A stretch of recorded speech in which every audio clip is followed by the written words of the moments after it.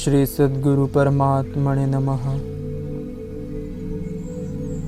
योग साधकों के अनुभव। सूक्ष्म लोकों के मानवों का दर्शन किया। 8 दिन तक आश्रम के मौन मंदिर में रहे। आपको इस बीच कोई विशेष अनुभव हुए हो तो बताएं। लेखक ने परशुराम भाई को आग्रह के साथ पूछा। परशुराम भाई सरदार नगर टाउनशिप की एडमिनिस्ट्रेटर ऑफिस में डिप्टी मामलतदार है। उन्होंने कहा, मैं आश्रम के मौन मंदिर में 29 जुलाई रविवार से 5 अगस्त 1979 तक रहा था। भीतर ही भोजन की थाली आ जाती थी और स्नान पानी की सब व्यवस्था अंदर ही थी। मेरे कमरे का बाहर से बड़ा ताला लगा दिया गया था। 8 दिन तक एक ही कमरे में बंद रहकर साधना करने का मेरे जीवन में प्रथम ही प्रसंग था। सोमवार रात्रि को सोकर सुबह मंगलवार को 4 बजे मैं ध्यान में बैठा तो एक विचित्र दृश्य ध्यान में देखा। एक स्त्री अर्धनग्नावस्था में मेरे सामने आ खड़ी हुई थी। मैं चौंक उठा। मुझे तुरंत ख्याल आ गया कि यह मेरी साधना में विघ्न रूप बनने के लिए आई है। मैंने अपने गुरुदेव को याद किया। थोड़ी ही देर में देखा एक कोने में गुरुदेव भी आ खड़े हुए थे। अब मेरा भय जाता रहा, मगर गुरुदेव को देखकर वह स्त्री भी वहां से लोप हो गई। उसी दिन शाम को मन में ऐसा ख्याल उत्पन्न हुआ कि अहमदाबाद में कई दिन से वर्षा नहीं हो रही है। हमारे स्वामी जी तो समर्थ है, वे चाहे तो क्या वर्षा नहीं हो सकती। और घंटे भर बाद ही जोरों की हवा चलने लगी। आकाश में बादल घिर आए और वर्षा होने लगी। वाह मेरे सद्गुरुदेव। मंगलवार की उसी शाम को 7-8 बजे करीब जब मैं ध्यान में बैठा हुआ था, एक अप्सरा सी सुंदर स्त्री बहुत महीन पारदर्शक कपड़े पहने हुए आ खड़ी हुई। उसका अंग अंग सूर्य की किरणों की भांति दमक रहा था। ऐसी स्त्री तो किसी ने भी इस पृथ्वी पर नहीं देखी होगी। वह किसी और ही लोक की होगी। काफ़ी देर तक वह मुझे मोहित करने की कोशिश करती रही। मैंने बहुत कोशिश की वह दृश्य सामने से हटे, मगर निष्फल रहा। आखिर गुरुदेव को बहुत करुणा भाव से भीतर ही भीतर पुकारने लगा।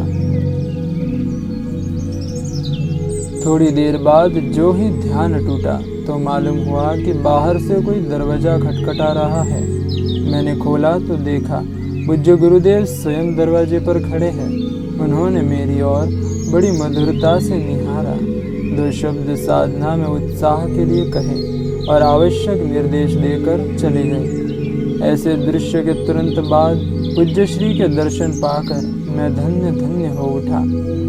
अच्छा, फिर? लेखक ने आगे जानकारी के लिए पूछा। परशुराम भाई बोले, फिर क्या? ऐसा पहले हमने सुना था कि ध्यान में बैठने पर माया की शक्तियाँ ऐसी ऐसी परीक्षाएं तपस्वियों की लेती रहती थी, परंतु अब तो मेरे लिए ये घटित घटना बन गई है। कुछ दिन तक तो ठीक रहा, अर्थात ध्यान में ऐसा कोई दृश्य नहीं उपस्थित हुआ, शांति रही। मगर शनिवार को शाम को 9-10 बजे ध्यान में सामने की कुर्सी पर आकर एक नवयौवना बैठ गई और अपने नाज नखरों से मुझे आकर्षित करने लगी। वह भी रूप लावण्य में बहुत सुंदर थी और थोड़े से जो महीन कपड़े वह पहने हुई थी उनमें से उसके सब अंग दिख रहे थे। वह स्वयं भी विभिन्न प्रकार से अपने अंगों को दिखा दिखा कर आकर्षित कर रही थी। मगर थोड़ी ही देर में दृश्य बदला और उस अप्सरा की जगह एक भयंकर दृश्य आ उपस्थित हुआ। उसी जगह अब एक दूसरी स्त्री आकर बैठी थी। वह रुग्ण थी। उसके सारे शरीर पर रोग फैला हुआ था। चेहरे पर किसी विविध से रोग के बड़े दाग फैले हुए थे। मुंह से खून, लार आदि निकल रहे थे। वह अपने रोगों से, कष्ट से कर रही थी। उसमें कोई आकर्षण नहीं था। उसको देखकर यह सहज ही अनुमान लगाया जा सकता था किसी समय वह बड़ी सुंदर रही होगी। इस अवस्था में किसी को भी उसे देखकर दया आ जाए। ओह, यह कैसा कारुणिक दृश्य था। वह एकटक मेरी ओर निहारने लगी। फिर उसके भर्राए हुए गले से आवाज निकली, अगर तुम पहले के सुंदर दृश्यों से प्रभावित हो गए होते तो तुम्हारी कैसी दशा होती समझते हो? यह मुझे देख लो, ऐसी होती तुम्हारी दशा भी। मैंने बहुत भोग भोगे हैं जीवन में, और अब मेरी यह दुर्दशा हुई है। संसार में ऐसे भोगों में रत लोग कीड़े मकोड़ों की भांति जीवन बिताकर जिंदगी नष्ट कर रहे हैं। फिर उनकी भी मेरी जैसी हालत होगी। तुम बच गए हो, तुम बच रहे। यह वर्णन करते हुए परशुराम भाई का गला भर गया। फिर अपना स्वर संयत करते हुए कहा, ओह, यह दृश्य ही बड़ा विचित्र था। मुझ में मेरे गुरुदेव के प्रति बड़ा अहोभाग जगा कि उनके निर्देशन में साधना कर रहा हूँ। यह मेरे लिए कितने सौभाग्य की बात है। अन्यथा ऐसे ऐसे अवसरों पर साधक का पतन होते क्या देर लगती है। जो बिना मार्गदर्शक के, बिना गुरु के इस रास्ते पर आगे बढ़ते हैं, उनकी क्या हालत होती होगी। मेरे गुरुदेव समर्थ है, वे हर पल मेरा ध्यान रखते हैं। फिर परिवार का क्या होगा, पत्नी बच्चों का क्या होगा, आदि चिंताएं मैं व्यर्थ में करता हूँ। जब सद्गुरुदेव पर सब छोड़ दिया है तो फिर क्या चिंता करने वाला मैं होता कौन हूँ।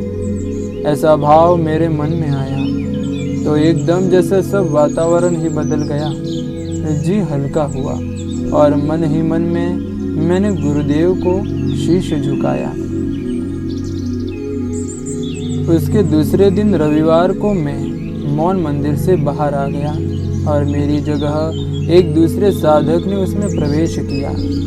विचित्र थे परशुराम भाई के अनुभव। भले ही प्रत्येक व्यक्ति को ऐसे ही अनुभव नहीं होते, मगर उनका आधार कितना ठोस है। इस स्वप्नमय सृष्टि में हम लोग बाह्य आकृतियों और रूप रंगों में बहकर कितना अमूल्य जीवन नष्ट कर देते हैं और बाद में पछताते हैं जब समय हाथ से निकल जाता है। धन्य है ऐसे साधक जिनको ऐसे सद्गुरु का सहारा समय रहते मिल जाता है। मैं उन्हें पहचान नहीं पाया था। यहाँ तो पूज्य श्री के दर्शनार्थ भक्त एवं जिज्ञासु आकर लाभ लेते ही हैं, परंतु पूज्य श्री से उनके प्रवास काल में भी कई लोग अलौकिक लाभ लेते रहते हैं। एक बार तो अजीब सा प्रसंग बना। साबरकांठा जिले में झांझरी नामक गांव है। वहाँ कोई साधु एक छोटे से आश्रम में लोग संपर्क से बहुत हद तक अछूते से रहते थे। लोग कहते हैं वहाँ बड़े बड़े मिनिस्टर आदि भी आते हैं, परंतु बाबा दर्शन बहुत कम देते हैं उनको। एक बार पूज्य श्री उधर से अपनी गाड़ी से गुजर रहे थे तो उन बाबा को देखने की उनकी इच्छा हुई। जब भीतर कहलवाया तो बड़ी मुश्किल से उस बाबा ने पूज्य श्री को दीवार से सिर ऊपर उठाकर थोड़ी देर के लिए दर्शन दिया और भीतर चले गए। उस समय तो पूज्य श्री से आंखें चार हुई।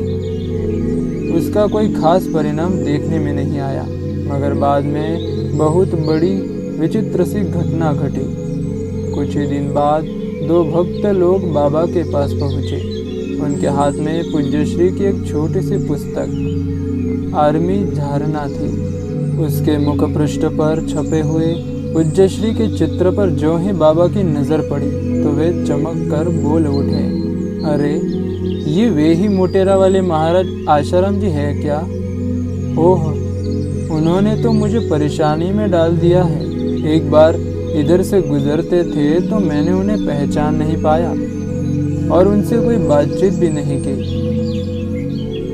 परंतु अब वे चले गए तो अब उनकी महानता का पता चलता है।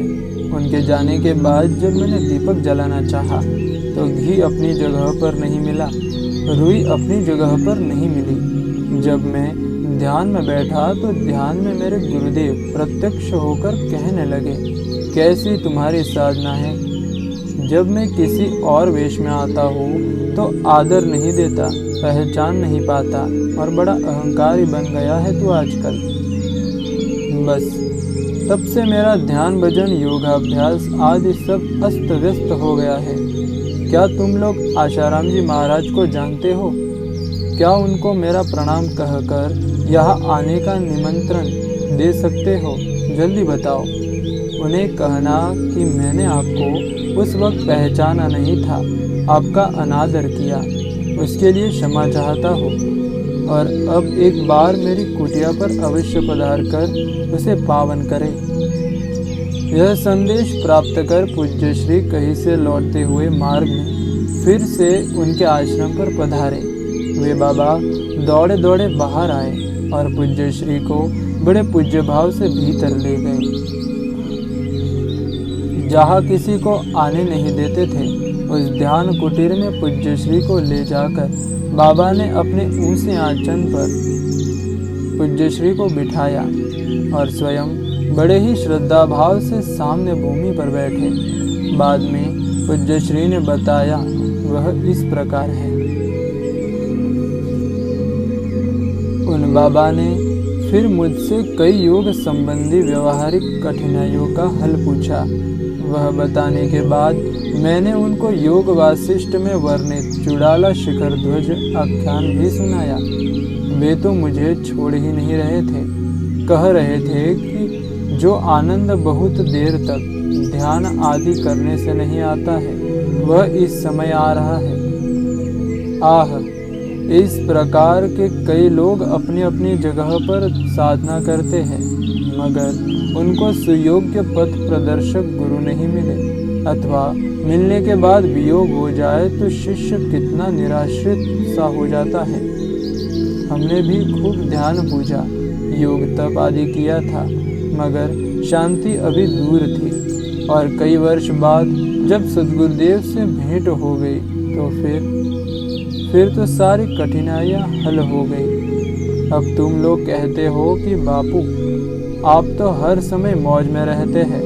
भाई, यह मौज इतने सस्ते में नहीं मिली है।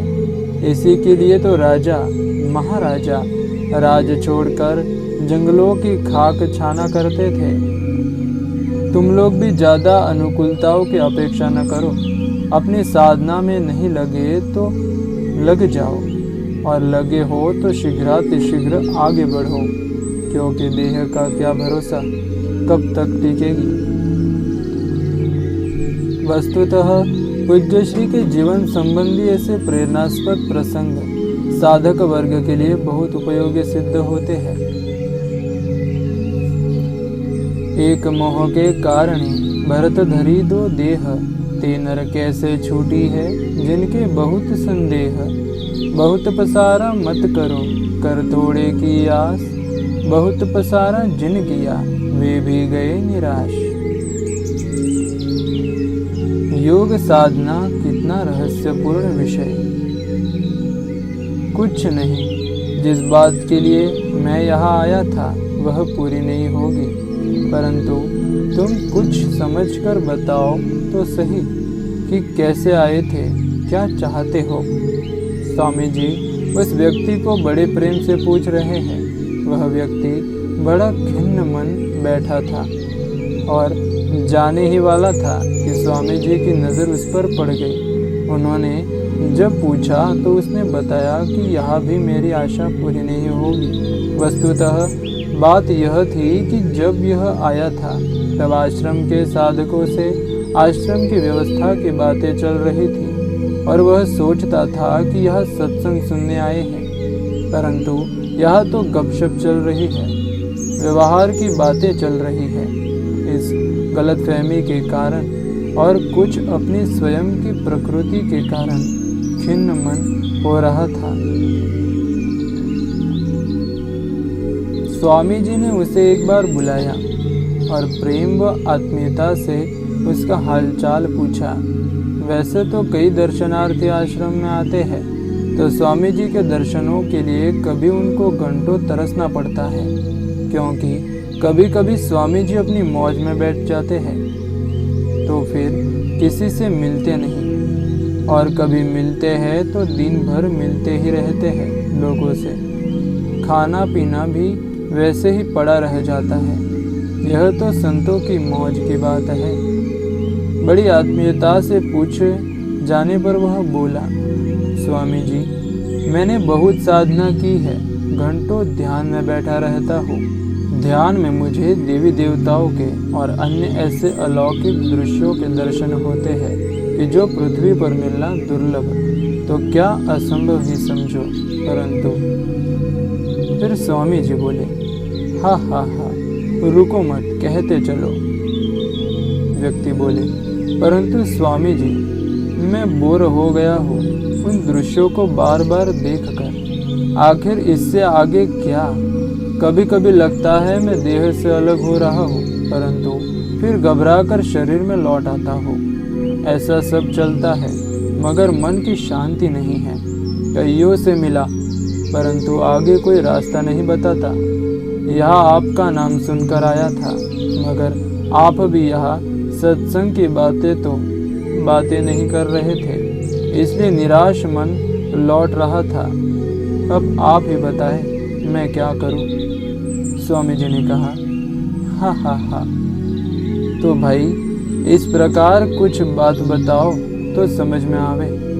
शरीर के साधारण रोग का इलाज करना हो, मनुष्य डॉक्टर के पास कितने धक्के खाता है, अपना समय और पैसा भी लगाता है, और एक तुम हो कि आध्यात्मिक रोग मिटाना है और थोड़ा भी धैर्य नहीं रखते।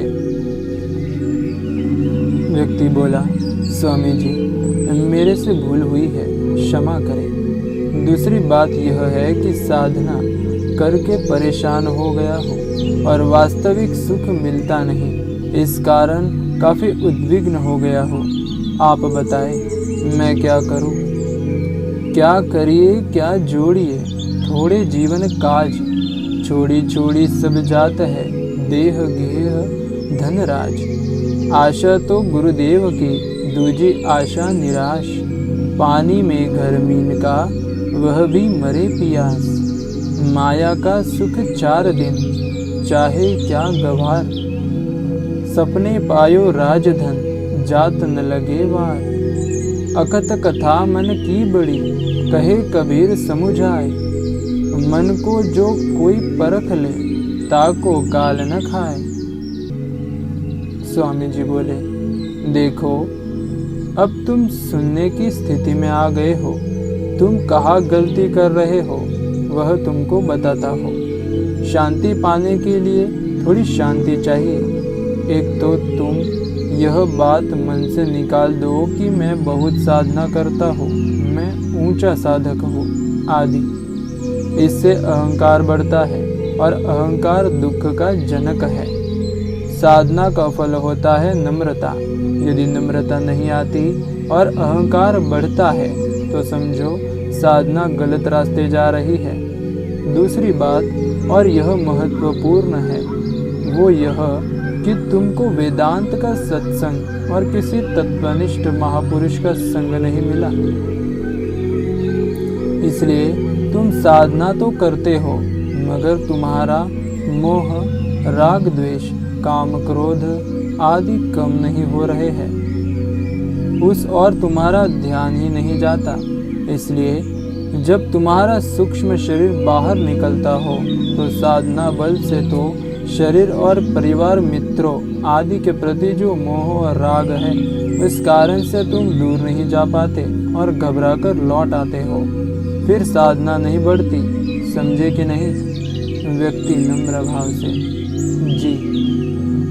स्वामी जी बोले, तो राग द्वेष, आसक्ति, मोह, ममता, ये सब बार बार वेदांत का सत्संग सुनने और किसी तत्वनिष्ठ महापुरुष का संग करने से कंट्रोल में आते हैं। इसलिए कहते हैं सत्संग महाधर्म है।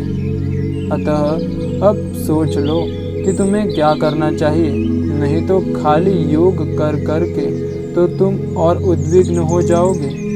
यह कुछ मन सूक्ष्म होने से थोड़ा चमत्कार तुम्हारे द्वारा जाने अनजाने हो गया तो तुम्हारा अहंकार और दृढ़ हो जाएगा। इसी प्रकार स्वामी जी ने और भी कुछ बातें समझाई और प्रसाद दिया। आते समय वह बड़ा उदास उदास था, अब जाते समय वह बड़ा प्रफुल्लित है। योग साधना वस्तुतः कितना रहस्यपूर्ण और सावधानी न हो तो खतरनाक विषय है। बिना योग मार्गदर्शन के कितने ही साधक भटक जाते हैं, यह उसका प्रत्यक्ष उदाहरण है। वाह, धन्य है महापुरुषों की करुणा की, वे किसी को फटकार कर तो किसी को प्रेम देकर साधन पथ पर आगे बढ़ाते रहते हैं।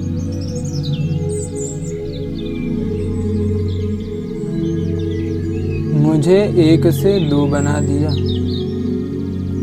आश्रम में आने वाले भक्तों एवं साधकों के साथ कई बार ऐसी चमत्कारिक घटनाएं घटती है कि जन साधारण को एकाएक विश्वास नहीं आता, परंतु आध्यात्मिक जगत का भी अपना एक विज्ञान है जिसमें प्रकृति के सामान्य नियमों का उल्लंघन प्रायः देखा जाता है। माया का सुख 4 दिन चाहे क्या गवार, सपने पायो राजधन जात न लगे बार। अखत कथा मन की बड़ी कहे कबीर समुझाए, मन को जो कोई परख ले ताको काल न खाए। जब मैं था तब गुरु नहीं, अब गुरु है मैं नाही।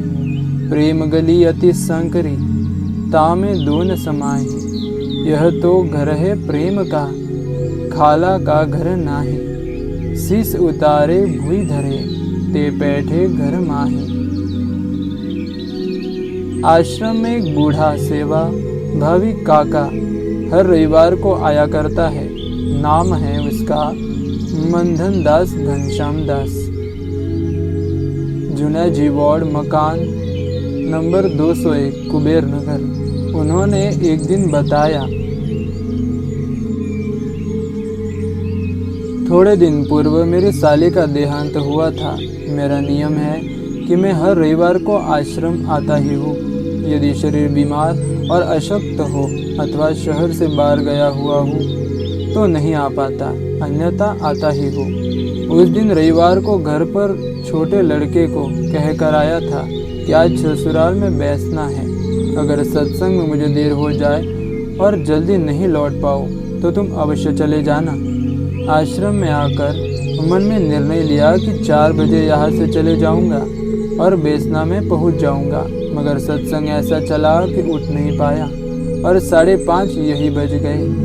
5:30 बजे ही बैसना का समय था। अब तो कुछ भी नहीं हो सकता था, देर हो चुकी थी। मैंने मन ही मन पूज्य श्री को करुण हृदय से प्रार्थना की कि बापू, मैं तो यह व्यवहार साली की मृत्यु के बाद वहाँ बैठने जाने का नहीं निभा सकता, क्योंकि सत्संग में देर हो गई है। कितना ही जल्दी जाऊँ तो भी वहाँ नहीं पहुँच सकता। अब मेरी इज्जत बदनामी सब तेरे हाथ में है। आप अंतर्यामी हो बापू, आप सर्व समर्थ हो। अब आप जानो डुबाओ अथवा तैराओ। उसके बाद आधा घंटा बीता।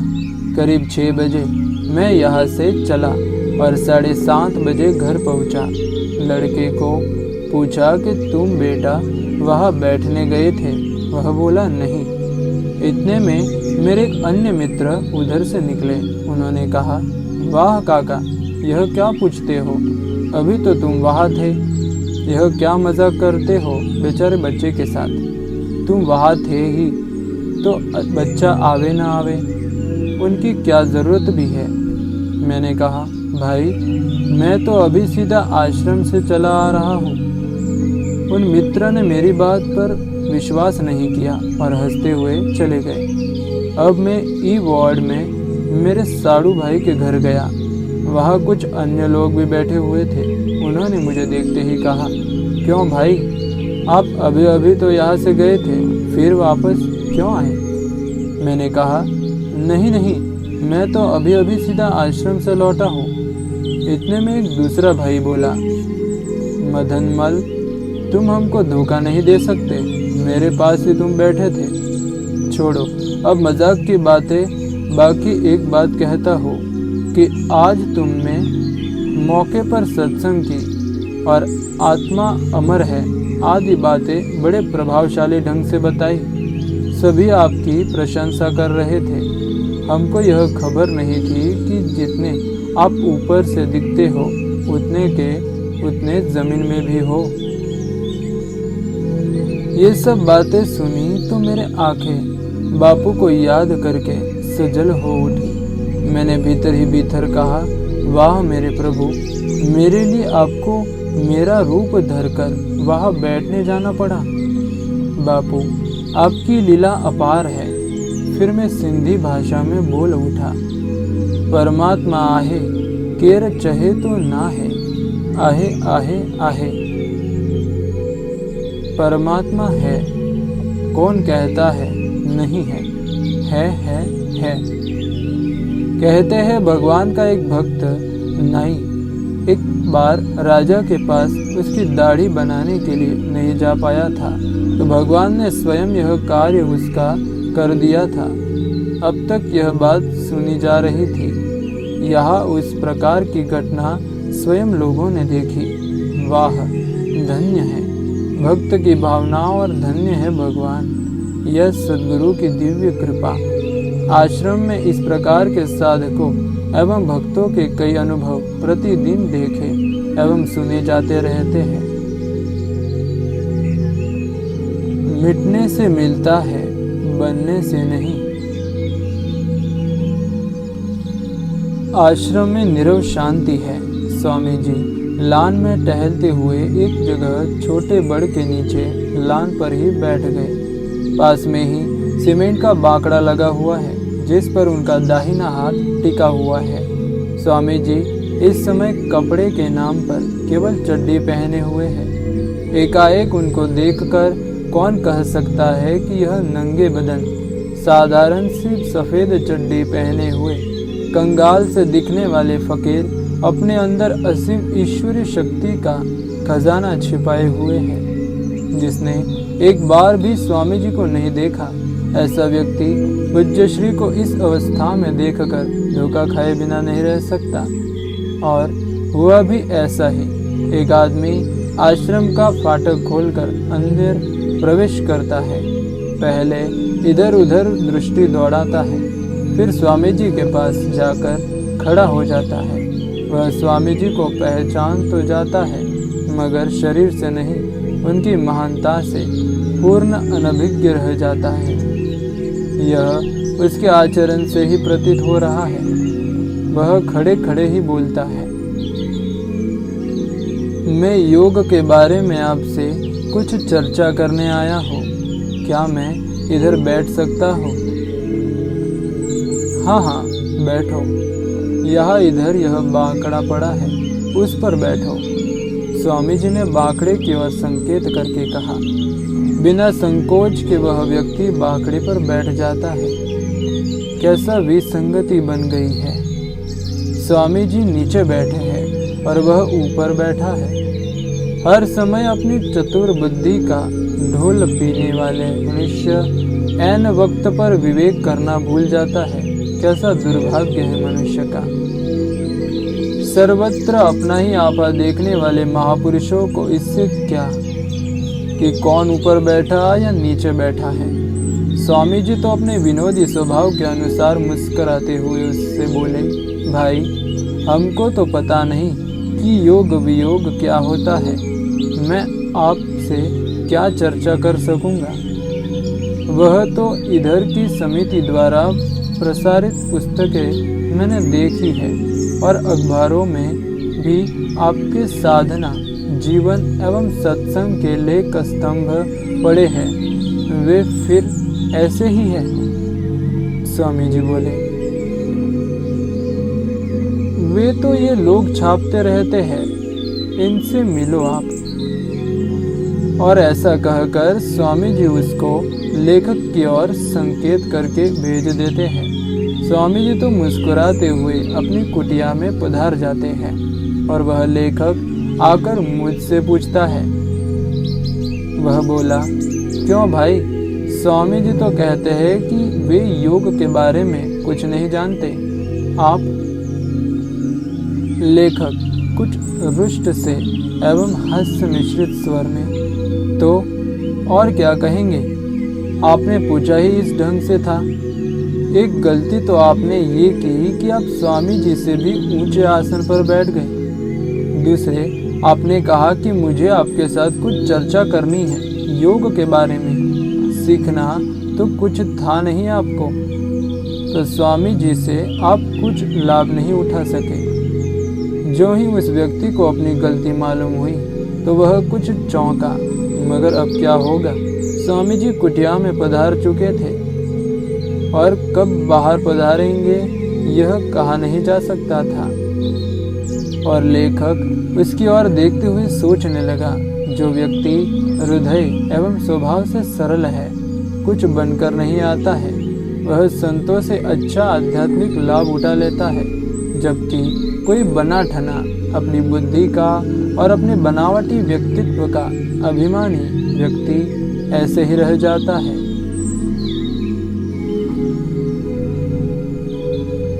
योग अमृत। यदि मौत पर विजय प्राप्त करनी हो, जीवन को सही तरीके से जीना हो, निर्भय जीवन जीना हो, तो फकीरों के कहे अनुसार आसन करो, प्राणायाम करो, ध्यान करो, योग करो, आत्मचिंतन करो और ऐसा पद प्राप्त कर लो जहाँ मृत्यु की पहुँच नहीं है। सबसे बड़ा पाप है अपने को दुर्बल समझना। तुम देवों के देव हो, शाहों के शाह हो। जरा अपने भीतर तो झांको, अपनी सर्वशक्तिमत्ता का अनुभव करो, आत्म साक्षात्कार करो और निर्भय हो जाओ। साधना करके उस शाश्वत पद में आरूढ़ हो जाओ, जहाँ से जीवन भी देखा जा सके और मौत भी देखी जा सके। इस पुस्तक में पूज्यश्री की योग साधना विषय पर अनुभव सिद्ध वाणी का कुछ महत्वपूर्ण अंश संकलित किया गया। कितने ही साधक आज पूज्यश्री का सानिध्य लाभ लेकर अपना साधना पथ प्रशस्त करके अपना जीवन सार्थक बना रहे हैं। श्री योग वेदांत सेवा समिति, संत श्री आशाराम जी आश्रम, मोटेरा रोड, साबरमती, अहमदाबाद।